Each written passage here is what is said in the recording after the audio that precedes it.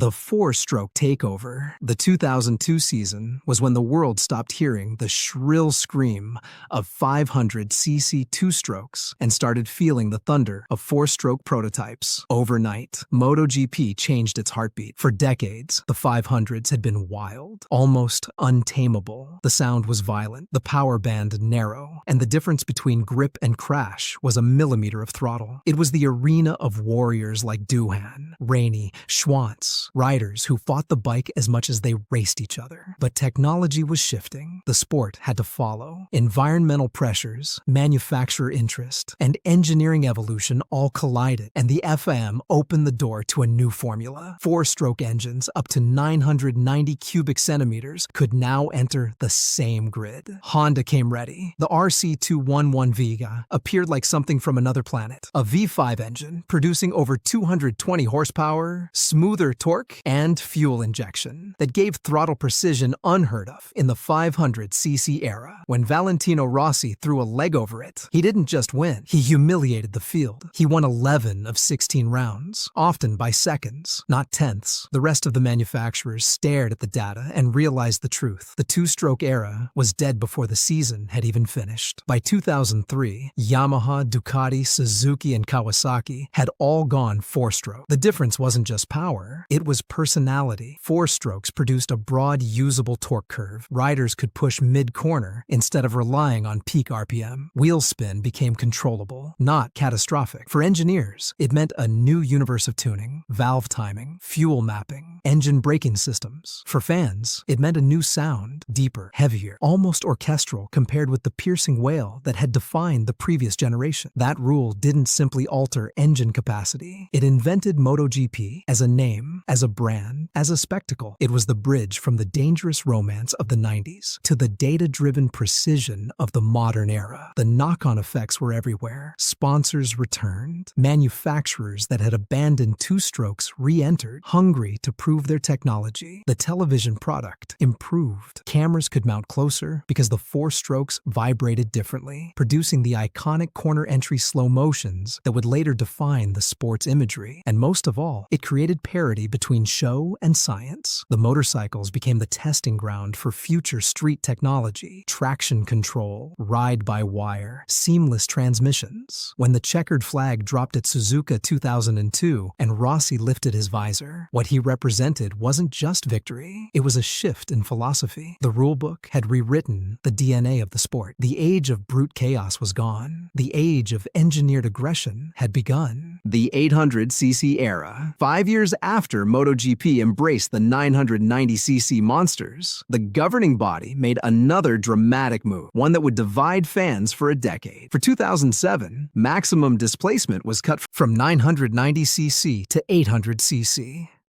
The goal was clear: reduce speed, enhance safety, encourage cornering mastery over horsepower. It sounded logical. On track, it changed everything. The new 800s were scalpel-sharp, smaller, lighter, and revved beyond 19,000 RPM. They didn't destroy tires through sheer grunt. They sliced through apexes with clinical efficiency. The style of racing shifted overnight. The spectacle of two bikes wrestling down a straight gave way to silent, calculated precision. Riders hitting the same inch of curb lap after lap, breaking a heartbeat later each time. Casey Stoner became the embodiment of the rule. Riding Ducati's GP7, a bike that married a ferocious L-twin engine with next-generation electronics, Stoner exploited every advantage of the 800cc formula. He wasn't wrestling the bike, he was programming it with his wrists. His 2007 title wasn't just dominance, it was proof that adaptation, not displacement, now defined champions. But the new rules came with unintended consequences. The smaller engines meant less torque, making overtaking harder. Riders had to carry more corner speed and risk front-end washouts to pass. Tracks that once produced elbows-out battles turned into precision contests. The margin between success and high siding was reduced to milliseconds of throttle timing. Yet hidden inside that sterile reputation was the birth of modern MotoGP science, the 800cc era. forced teams to pour attention into electronic, traction control, engine braking systems, anti-wheelie mapping. What began as survival engineering became the backbone of the sport. Honda, Yamaha, and Ducati turned their 800cc lessons into the control systems still evolving today. And out of that discipline came artistry. Jorge Lorenzo perfected the 800cc dance. Smooth lines, minimal lean correction, relentless pace. His lap times looked copy-pasted, and that was exactly what it took to win. The audience slowly learned to appreciate something different. Not explosions of chaos, but executions of perfection. By 2011, the message was clear. MotoGP had mastered precision to the point of predictability. The sport missed the raw spectacle of speed, and that realization would lead directly to the next revolution, the return to 1000cc in 2012. But before that came the lesson. Every time MotoGP changes its engine rules, it doesn't just alter the bike, it alters the soul of the rider. The 800cc era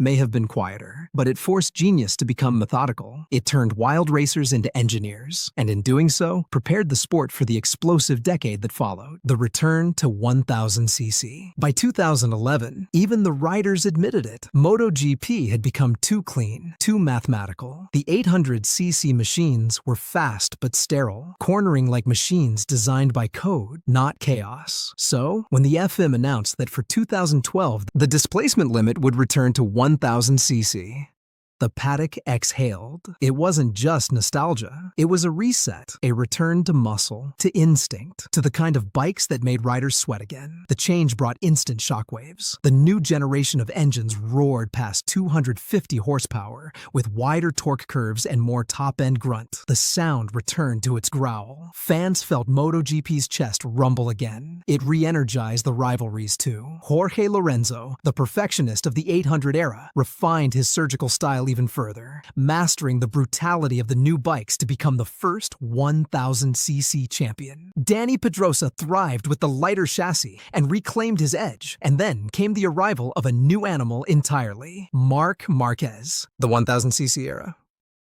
gave birth to his legend. A rookie in 2013, Marquez tamed the repowered RC213V like a toy, sliding, saving, and redefining the word limit. Without that rule change, his riding style would have never fit the previous era's clinical bikes. It was the return of the wild racer, part engineer, part acrobat. Manufacturers adapted instantly. Ducati rediscovered relevance through raw horsepower. Yamaha developed chassis stability to control it. Honda perfected balance between explosive acceleration and corner control. It wasn't just more power, it was more identity. Every rider who thrived in this era earned their glory with equal parts courage and control. The 1000cc rule did what it was meant to do. It brought fear back into MotoGP, and with it, the magic. Flag-to-flag racing MotoGP has always lived on the edge of weather. Rain races were lotteries, red flags, restarts, half points, confusion. It was broken entertainment. Then, in 2005, a simple rule changed everything. When conditions changed, the race would not stop. Instead, riders could pit mid-race and swap to their second bike set for the opposite conditions. Flag-to-flag racing was born. It sounded minor.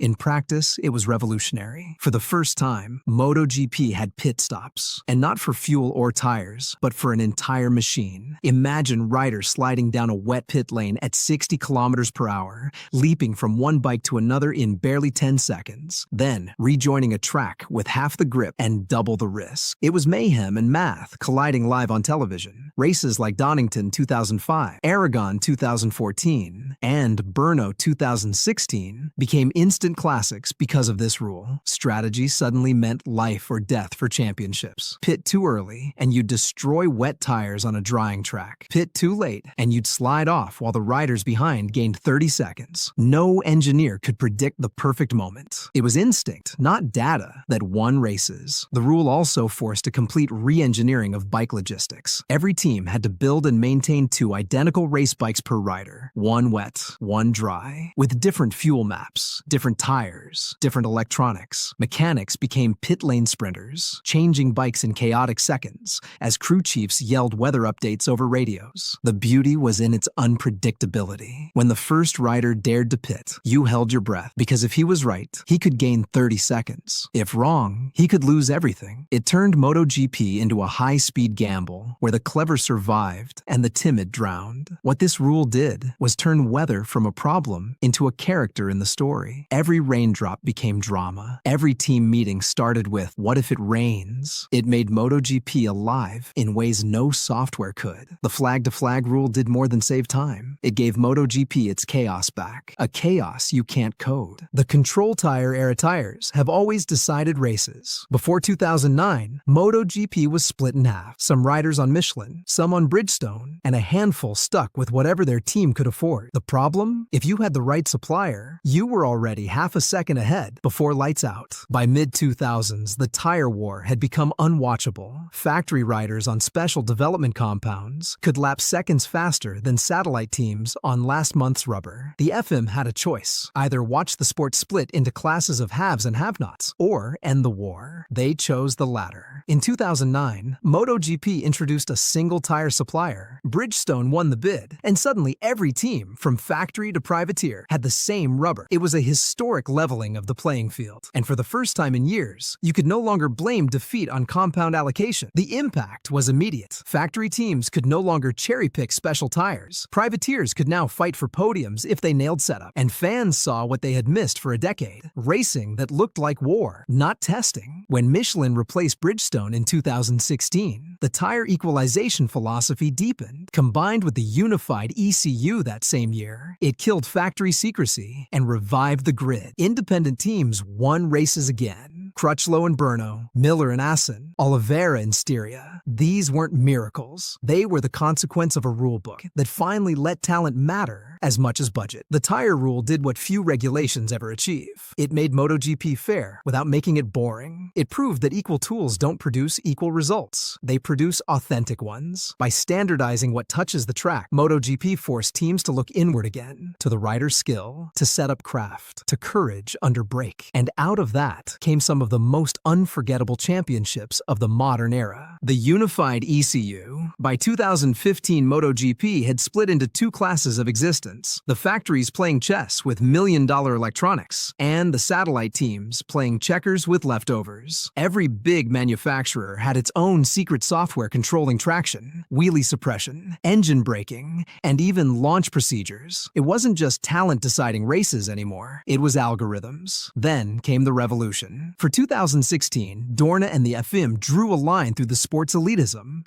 After testing the concept in the open class, they mandated every team to use the same Magneti Marelli ECU hardware and a unified software package. The protests were immediate. Honda called it a creative straitjacket. Yamaha feared losing its precision edge. Ducati warned innovation would suffocate. But the paddock had forgotten one truth: equality doesn't kill racing, it amplifies it. The impact was instant. Private teams finally had access to the same electronic toolbox as the giants. The gap tightened overnight. For the first time in years, a satellite bike could outbrake a factory without losing its traction map to budget limitations. Races became scrappier, closer, more human. Crashes rose, but so did surprises. Jack Miller winning Assen 2016 on a satellite Honda wasn't a fluke. It was the rulebook working exactly as intended. The unified ECU did something deeper than balancing grids. It changed what engineers chased. Instead of writing proprietary code, they had to find performance through mechanical craft again. Geometry, weight distribution, aeroflow. Riders had to relearn feel, not buttons. Throttle control became an art form again, and saves that electronics used to prevent were now visible. Raw, physical, terrifying. In a sport built on engineering arms races, 2016 was the year MotoGP chose parity over privilege. And for fans, it gave back the thing they missed most: the sense that anyone on that grid could win if they were brave enough. The sprint race revolution. For more than 70 years, MotoGP lived for Sunday. Qualify Saturday, race Sunday, and that was that. But in 2023, Dorna ripped that script in half. The new rule was simple, but shocking. Half-distance sprint races every Saturday. Points on the board. No strategy, no pacing, just pure violence. The announcement sent a shockwave through the paddock. Riders called it madness. Team managers complained about double risk for no extra salary. But fans, they couldn't get enough. 2 days of racing, double the starts, double the drama. MotoGP finally had what it always needed. Momentum you couldn't ignore. When the lights went out at Portimao 2023 for the first sprint, everything people feared became everything they loved. The race lasted 20 minutes, but it felt like a street fight. No tire management,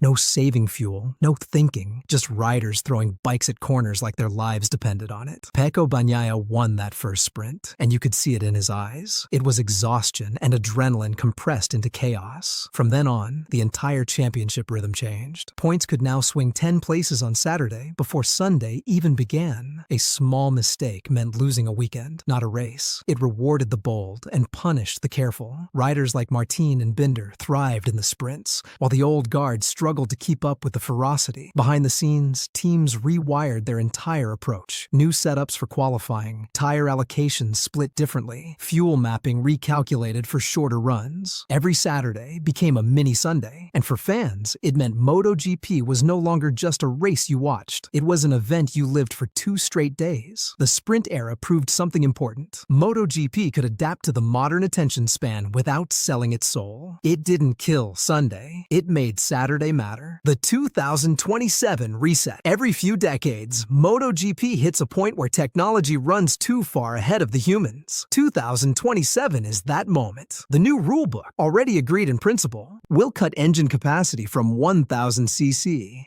to 850cc, ban ride height and whole shot devices, and heavily restrict aerodynamics. At first glance, it looks like a step back, but in reality, it's a return to what MotoGP was built on. Riders, not robots. For the past 5 years, teams have been in an aero arms race. Wings, diffusers, launch devices, lowering systems. The bikes became rockets that barely moved on the straights, but at a cost. Overtaking vanished. Every corner became airlocked. The turbulence killed close racing. Even Marc Marquez admitted, these bikes are too perfect to fight. So the 2027 rules are the antidote. Smaller engines mean less top-end speed, but more drive out of corners. Reduced aero means riders can trail brake and slipstream again. The removal of ride height devices forces them to manage wheelies with skill, not hydraulics. The sport will breathe again. Manufacturers aren't thrilled. Development departments that spent millions on aero research will see half their wind tunnel data become irrelevant overnight. But deep down, everyone knows why it's needed. The racing has to come back to the rider, to human instinct, to the moment where skill and courage define the gap, not software. When the first 850cc machines line up under the lights of Qatar in 2027, it will feel like a reboot of everything MotoGP ever stood for. Simpler rules, closer battles, and a return to breath-holding races won by heartbeats, not hardware. The rulebook has never been just ink on paper in this sport. It's a mirror that shows MotoGP what it wants to be. And in 2027, that mirror will finally reflect something we almost forgot: the rider as the true center of the universe.